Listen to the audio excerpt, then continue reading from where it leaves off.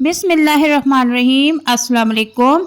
बहुत से लोग शिकायत करते हैं कि जब भी हम ज़र्दा बनाते हैं तो हमारे चावल जो है वो अकड़ जाते हैं, सख्त हो जाते हैं। तो आज मैं आपके साथ कुछ ऐसी टिप्स और ट्रिक्स शेयर करूंगी जिससे आपके चावल कभी भी सख्त नहीं होंगे, नरम और मज़ेदार बनकर तैयार होंगे। तो यहाँ पर मैंने आधा किलो चावल भिगो लिए हैं और चावलों से 3 गुना ज़्यादा पानी यहाँ पर बॉईल होने के लिए रख देंगे और उसमें आधी चम्मच फूड कलर ऐड कर देंगे। अब इस फूड कलर को पानी में अच्छी तरह से हमने मिक्स कर लेना है। ज़र्दा बनाने के लिए हमेशा आपने पुराने चावलों का इंतखाब करना है और उनको तकरीबन 30 मिनट के लिए भिगो देना है। तो आधा किलो चावलों का हम ज़र्दा रेडी कर रहे हैं। तमाम सीक्रेट टिप्स आपके साथ शेयर करूंगी जिससे आपका ज़र्दा कभी भी सख्त और ख़राब नहीं होगा, ठीक है। यहाँ पर हम इसको बॉईल कर लेंगे। अब चावलों को कितनी देर तक बॉईल करना है, पहली गलती लोग यहाँ पर ये करते हैं कि चावलों को 50 या 60% तक बॉईल करते हैं। नहीं, ऐसा नहीं करना। 95% तक आपने इनको बॉईल करना है। अब यहाँ पर मैंने एक कढ़ाई ले ली है और 1 कप उसमें ऑयल गरम कर लिया है। यहाँ पर हम कुछ गिरी बादाम, खजूरें ले लेंगे और इनको फ्राई कर लेंगे, ठीक है। फ्राई करने से ज़रा इनका जो टेस्ट होता है वो और ज़्यादा मज़े का हो जाता है। बस तकरीबन 1 मिनट तक हमने इनको फ्राई करना है और उसके बाद हम इसको बाहर निकाल देंगे, ठीक है। चावल जो हमने बॉईल किए हैं उनको हमने टोकरी में रख लेना है ताकि उसका एक्स्ट्रा पानी जो है वो निकल जाए। दूसरा स्टेप, हमने यहाँ पर गिरी बादाम भी फ्राई कर लिए हैं, ठीक है। प्लेट में निकाल के रख लेंगे। अब उसी ऑयल में मैंने 3 से 4 अदद लौंगे ऐड कर दी हैं, ठीक है।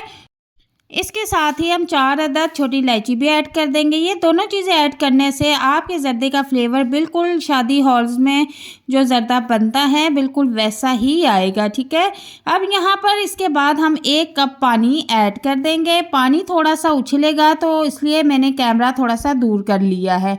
तो पानी ऐड करने के बाद इसको बॉयल आने तक हम पका लेंगे और इसके बाद अब मैं इसमें 1 प्याली चीनी ऐड कर दूंगी। आधा किलो चावल में हम 1 प्याली चीनी ऐड करेंगे, बाकी आप अपने टेस्ट के मुताबिक भी कर सकते हैं, लेकिन मैंने जो मेजरमेंट आपको बताई है बिल्कुल परफेक्ट है। आधा किलो में 1 प्याली चीनी बिल्कुल परफेक्ट जो है मीठा रहेगा।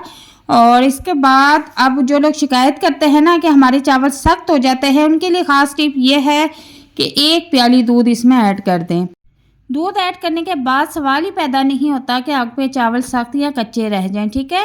अब इसमें जब बॉईल आना शुरू हो जाएगा तो हमने जो चावल बॉईल करके रखे हुए हैं वो हम इसमें ऐड कर देंगे। तो इलायची के दाने जो हैं हम निकाल लेंगे क्योंकि अक्सर औकात ये जब मुंह में आते हैं तो सारा टेस्ट ख़राब हो जाता है। इसका जो अर्क निकलना था वो निकल चुका है। अब यहाँ पर आप देखें कि बॉईल आना शुरू हो गया है और बॉईल किए हुए जो चावल हैं वो मैं इसमें डालना शुरू कर दूंगी। प्लेट की मदद से आप थोड़े थोड़े चावल इसमें डालना शुरू कर दें और यहाँ पर चूल्हे का फ्लेम आपने फुल रखना है, ठीक है। इसमें जो चीनी का पानी है वो अच्छी तरह से खुश्क हो जाए। तो फुल फ्लेम पे आपने ये सारा पानी खुश्क कर लेना है और फिर उसके बाद हम इसको दम पर रखेंगे।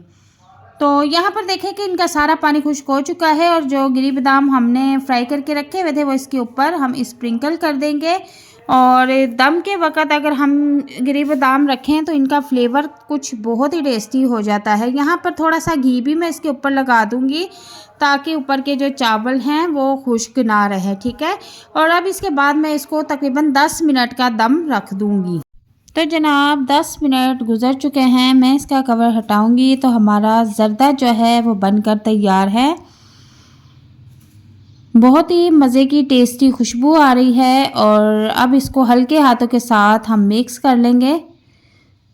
तो आप यहाँ पर देख सकते हैं कि ज़र्दा जो है वो बिल्कुल भी सख्त नहीं हुआ, बहुत ही नरम चावल बनकर तैयार हुए हैं।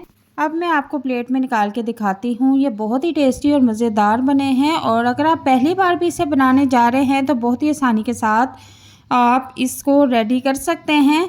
और उम्मीद करती हूँ कि आज की रेसिपी आपको बहुत पसंद आएगी। अगर आप चैनल पर नए हैं तो काइंडली मेरे चैनल को सब्सक्राइब कर दें, बेल आइकन को प्रेस कर दें ताकि मेरी आने वाली मज़े की वीडियो आप तक लाजमी पहुँचे। मिलते हैं नेक्स्ट वीडियो में एक नई और मज़ेदार रेसिपी के साथ। तब तक के लिए इजाज़त चाहती हूँ। अपना बहुत सारा ख्याल रखना। अल्लाह हाफिज़।